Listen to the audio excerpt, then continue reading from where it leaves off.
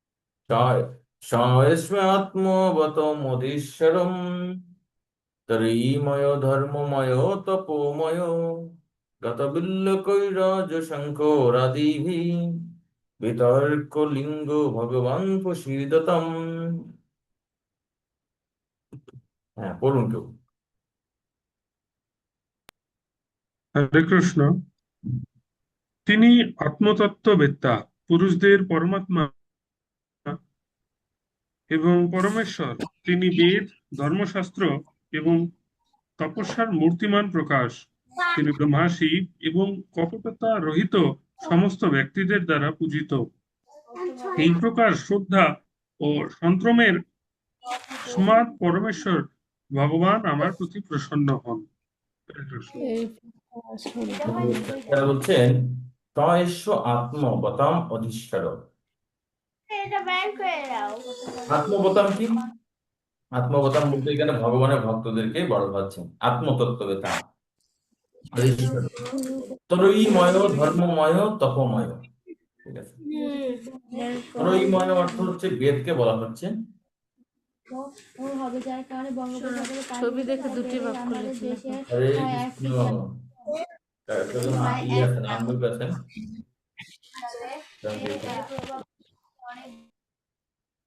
হরে কৃষ্ণ, আম্বিক করে দিলাম।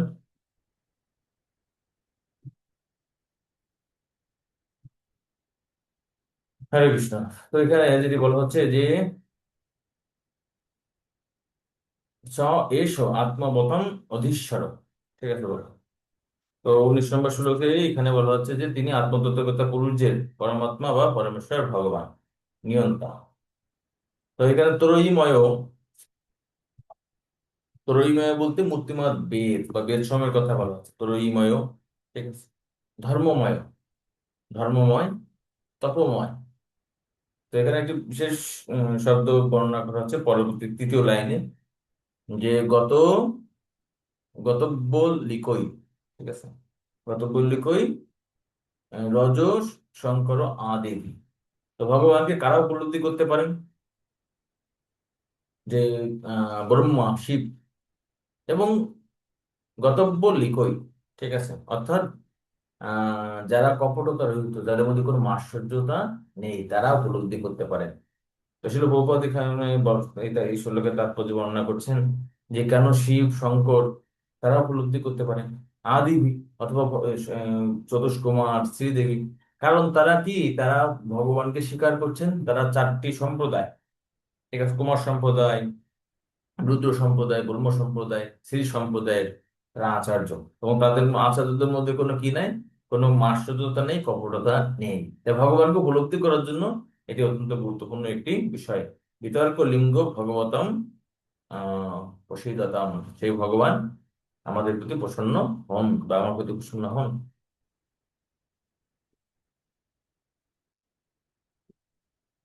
তো এই শ্লোকটাও খুব সুন্দর শ্লোক।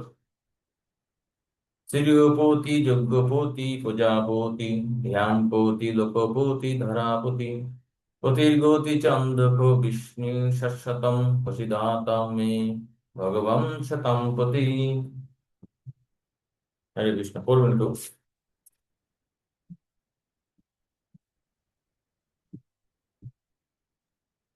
হরে কৃষ্ণ। সমস্ত ভক্তদের আরাধ্য ভগবান অন্ধক, বৃষ্ণি প্রমুখ যদুবংশীয় রাজাদের পালক এবং গৌরব ও সৌভাগ্যের অধিষ্ঠাত্রী লক্ষ্মী দেবীর প্রতি সমস্ত যজ্ঞের নিয়ন্তা, জড় এবং চেতন সমস্ত লোকসমূহের অধীশ্বর এবং পৃথিবীর পরম অবতার আত্মার সর্বে সর্বা ভগবান শ্রীকৃষ্ণ আমার প্রতি প্রসন্ন হন। হরে কৃষ্ণ। তো এখানে আমাদের অনেক ধরনের পতি বলতে নিয়ন্তা বলা হচ্ছে। শ্রীয় পতি, শ্রী মানে লক্ষ্মী দেবী, ধন সম্পদের পতি ভগবান শ্রীকৃষ্ণ। যজ্ঞপতি, কেউ হয়তো যজ্ঞ করতে পারে, সমস্ত যজ্ঞের অধিপতিকে ভগবান শ্রীকৃষ্ণ। প্রজাপতি, প্রজাপতি মানে যিনি সৃষ্টি করেন, ঠিক আছে, যার মাধ্যমে বংশধর বর্ধিত হয়, সেটাও ভগবান। ধিয়ামপতি, ধ্যান মানে কি, যার উদ্দেশ্যে ধ্যান করা হয়, ঠিক আছে, সেই ধ্যানের ঈশ্বর ভগবান শ্রীকৃষ্ণ। লোকপতি, লোকপতি মানে যারা এই জগৎ জড় জগৎকে পালন করেন, ধরাপতি, পৃথিবীর যে সমস্ত রাজা রয়েছে, শাসক রয়েছে, তো তারও অধীশ্বর হচ্ছে ভগবান শ্রীকৃষ্ণ। পতির গতি চ অন্ধক বিষ্ণু সত্যতাম। এমনকি ভগবানের যারা শুদ্ধ ভক্ত, বিষ্ণু, অন্ধক, ঠিক আছে, যদুবংশীয় এবং অন্যান্য যে সমস্ত ভক্ত রয়েছে, তাদেরও একমাত্র গতি কি? পতি, গতি সবই হচ্ছে ভগবান। ঠিক আছে। প্রসিদ্ধতম মে ভগবতম সতাম প্রতি, সেই ভগবান যিনি ভক্তের প্রভু, তিনি আমার প্রতি প্রসন্ন হন। শিরপ্রভুপাদ এখানে বিশদ তাৎপর্য প্রদান করছেন। তো এখানে বিশেষ করে একটি বিষয় শিরপ্রভুপাদ বলছেন যে এই জগতে মানুষ বিভিন্ন ব্যক্তিকে আশ্রয় মনে করতে পারে, কিন্তু প্রকৃত আশ্রয় কি? প্রকৃত আশ্রয় হচ্ছে ভগবান শ্রীকৃষ্ণ। যেমন এখানে বলছে মানুষ ধন সম্পদের প্রতি বা লক্ষ্মী দেবীর প্রতি খুব আসক্ত, ঠিক আছে, তারা এই করবে, কিন্তু লক্ষ্মী দেবীরও প্রতি কে? শ্রীকৃষ্ণ। ঠিক আছে, তাই লক্ষ্মীকে সবসময় ভগবানের সেবায় নিযুক্ত করা উচিত। আলটিমেটলি সবসময় আমাদের ভগবানের শরণাগত হওয়া উচিত। 21 নম্বর শ্লোক। যদ অঙ্গভিধান সমাহিত ধৌতয়া ধ্যানুপশন্তি হি তত্ত্বম আত্মনঃ বদন্তি চৈতদ কবয় যথা রুচম স্বমে মুকুন্দ ভগবান প্রসীদতম।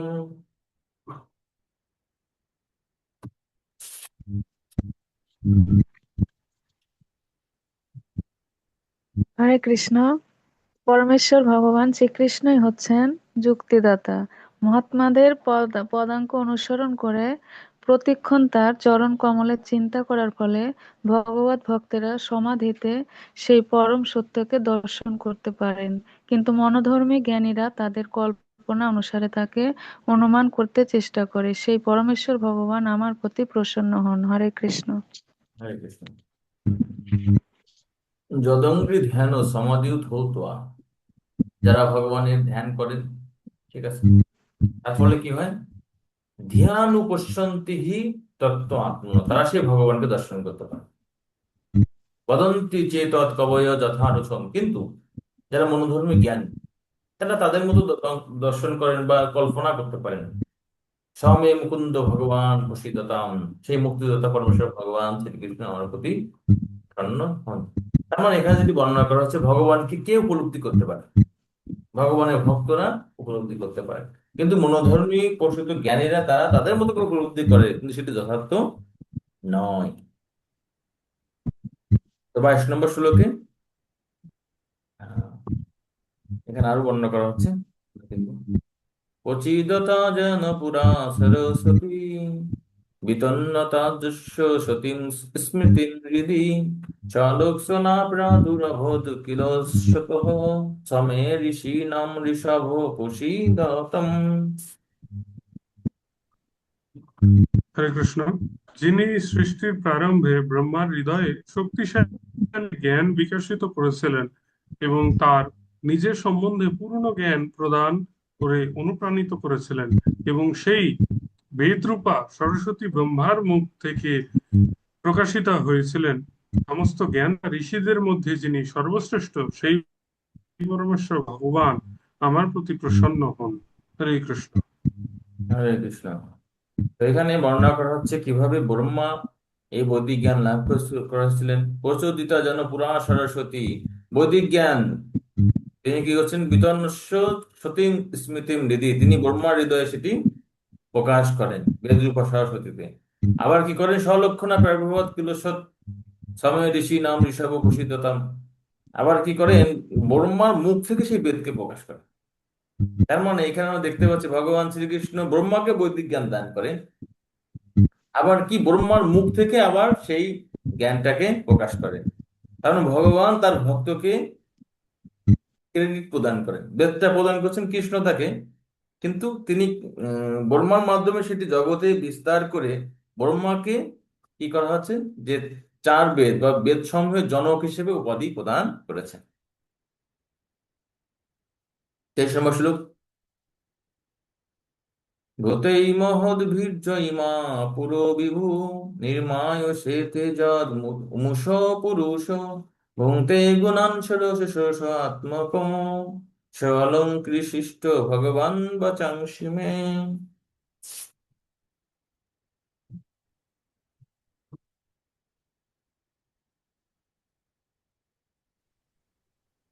যে পরমেশ্বর ভগবান ব্রহ্মাণ্ডের অভ্যন্তরে শয়ন করে, প্রকৃতির উপাদান থেকে সৃষ্ট সমস্ত শরীরকে উজ্জীবিত করেন এবং পুরুষ অবতাররূপে জীবকে তার জড় শরীরের জনক 16টি গুণের অর্থাৎ একাদশ ইন্দ্র এবং পঞ্চ মহাভূত অধীনস্থ করেন, সেই ভগবান যেন আমার প্রতি প্রসন্ন হয়ে আমার বাণীকে অলংকৃত করেন।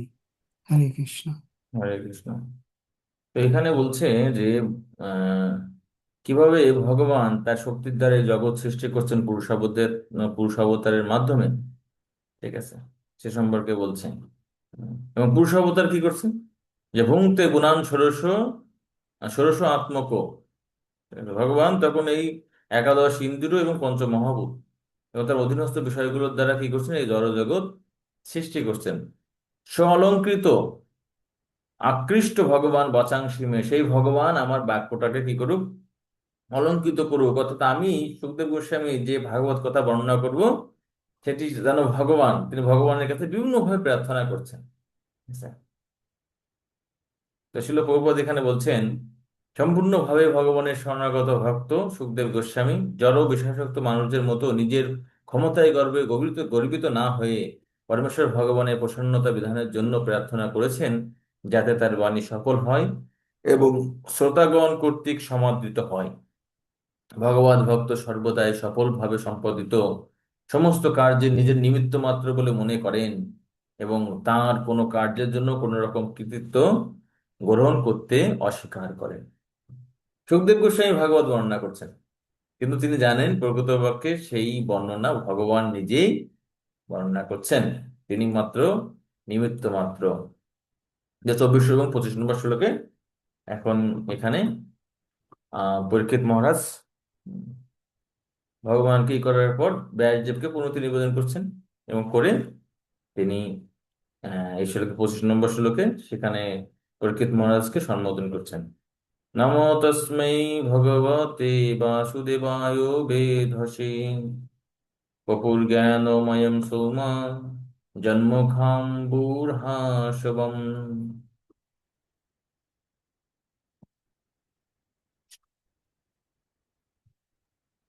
হরে কৃষ্ণ।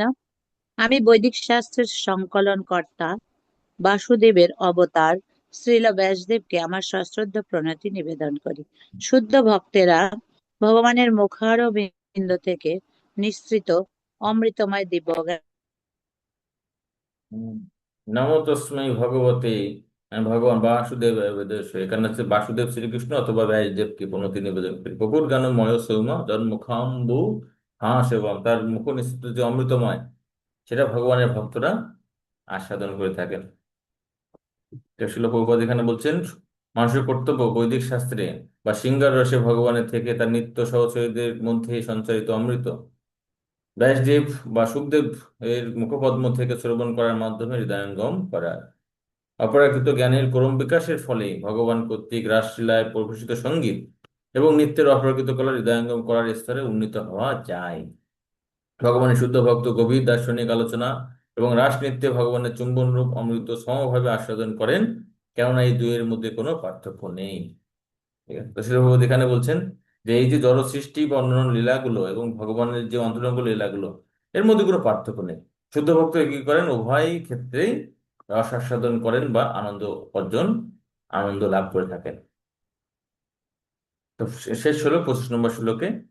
এখানে তিনি সুখদেব গোস্বামী সেই সমস্ত লীলাগুলো বর্ণনা করবেন যেগুলি যে প্রশ্নগুলো করছেন, সেই প্রশ্নগুলি কি করছে আবার নারদ মুনি ব্রহ্মাকে করেছিলেন। এতদেব আত্মভূরাজন নারদায় বিপৃচ্ছতে বেদ গর্ভবোধাৎ সাক্ষাৎ যদাহ হরিরাত্মনঃ। হরে কৃষ্ণ। হে রাজন, প্রথম জন্মাদি যার মধ্যে বৈদিক জ্ঞানের সঞ্চার হয়েছিল, তার সেই পুত্র ব্রহ্মাকে ভগবান নিজে মুখে যে জ্ঞান দান করেছিলেন, ব্রহ্মা ও নারদ কর্তৃক জিজ্ঞাসিত হয়ে তাকে সেই কথাই বলেছিলেন। হরে কৃষ্ণ। হরে কৃষ্ণ। তো এখানে বলছেন যে আমি তোমাকে বর্ণনা করব, কিন্তু সরি, পরীক্ষিত বলছে আমি আপনাকে বর্ণনা করব, কিন্তু সে কোনগুলো বর্ণনা করবো? কারণ আপনার একই প্রশ্ন কে করছে? নারদ মুনি ব্রহ্মাকে করছে। তাই তার উত্তরে ব্রহ্মা যে সমস্ত কথাগুলো বলছেন সেগুলোই আমি বর্ণনা করবো। তো এটাই হচ্ছে নিয়ম। ঠিক আছে।